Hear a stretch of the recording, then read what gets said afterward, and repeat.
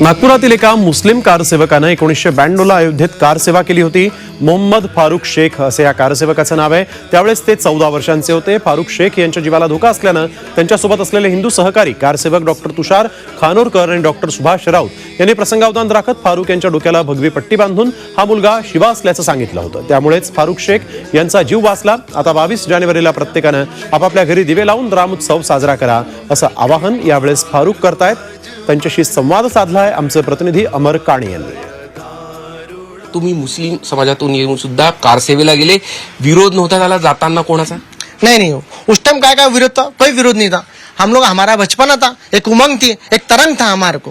क्योंकि ये विषय जो है मुझे मालूम है, मैं भी इस्लाम के बारे में ये था, मैं थोड़ी बहुत सोच में कि हमारे नबी प्यारे नबी सल्लल्लाहु अलैहि वसल्लम ने फरमाया कि जो हिंदुस्तान में जहाँ रहते हो उसके गुण गाओ. उस धरती है आपकी, सब कुछ धरती माता है. तो यहाँ भारत माता की भी नहीं बोलते मुसलमान आज के लोग. वंदे मातरम जबकि उर्दू में बोला जाता, बोलना चाहिए, मगर ये सब नहीं बोलते. हम जब गए थे, तरंग थे, उमंग थे, यंग थे. मैं इन लोग के बोलने पर जब गया 3 तारीख के दिन, 4 तारीख के दिन हम पहुंचे फैजाबाद से. जब हम फैजाबाद से पैदल गए अयोध्या, तो हमें बहुत जोश था कि हम जिस मकसद से जा रहे हैं, राम मंदिर है अयोध्या में और बाबरी ढांचा है वो कैसा, वो देखना चाहिए. तो हम वो विषय को लेके जा रहे थे. तो हम अयोध्या पहुंचे. त्यावेळी नारे तर जबरदस्त होते.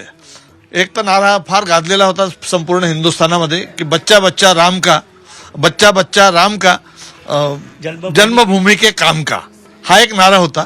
त्याच्यानंतर दुसरा नारा होता तेल लगाओ डाबर का और नाम मिटाओ बाबर का, हा एक नारा होता. आणि दक्षिणेकडचे बरेच कारसेवक त्यावेळेस आले होते. त्यांचा एक नारा होता की पाकिस्ताना पाद्रिस्ताना इल्ले इल्ले हिंदुस्ताना. झी मीडियासाठी व्हिडिओ जर्नलिस्ट रत्नश्री सातपुतेसह अमर काणे, नागपूर.